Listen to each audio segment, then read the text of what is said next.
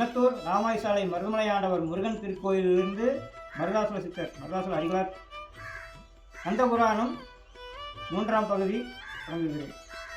அனைவரும் என் குருவே முருகன் என்ற சேனலை சப்ஸ்கிரைப் செய்து எனக்கு ஆதரவு வருமாறு அடியேன் கேட்டுக்கொள்கிறேன். இப்போது தொடங்குகிறேன். சூதமா முனிவர் வருகிறார்.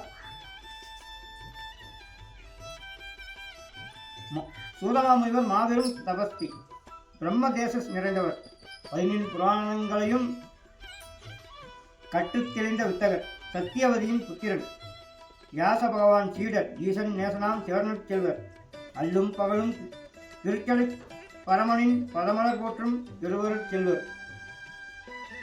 நைமிசாரண்ய முனிவர்கள் சூதமா முனிவரை தொழுது பணிந்து பூரண புட்கும்ப கலசங்கள் கொண்டு வரவேற்று உபசரித்தனர்.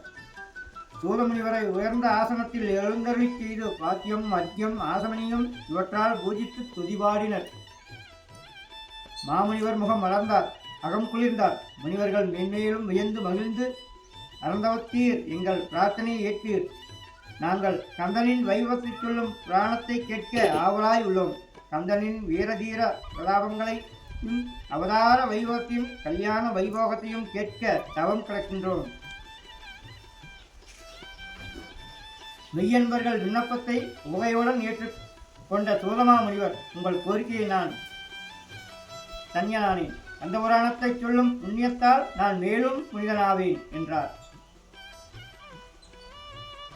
ஒரு நாள் கந்த புராண பிரவசனத்தை தொடங்கும் முன்னாளாக கொண்டார் சூதமா முனிவர். சம்பவகாண்டம், அசுரகாண்டம், வீரமகேந்திர காண்டம், யுத்த காண்டம், தேவகாண்டம், தசகாண்டம்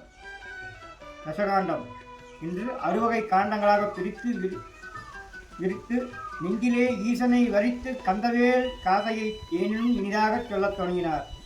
இந்த கந்த புராணமானது 6 சங்கிதைகளையும் லட்சம் லோகங்களையும் கொண்டது. சைவ புராணங்களுள் கந்த புராணம் மிக மிக உன்னதமாக கொண்டாடப்படுகிறது.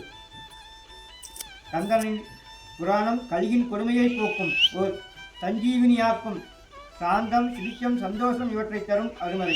ஆனந்த வாழ்வில் ஆராத்தி எடுக்கும் ஆறுமுகனின் அற்புத சரிதமானது அகில லோகங்களிலும் சர்வ மங்களங்களையும் பொங்கச் செய்யும் ஓர் ஒப்பற்ற புராணமாக விளங்குகிறது. வெற்றிவேல் முருகனுக்கு அரோகரா. ஓம் நமச்சிவாய. திருச்சிற்றம்பலம், தில்லையம்பலம்.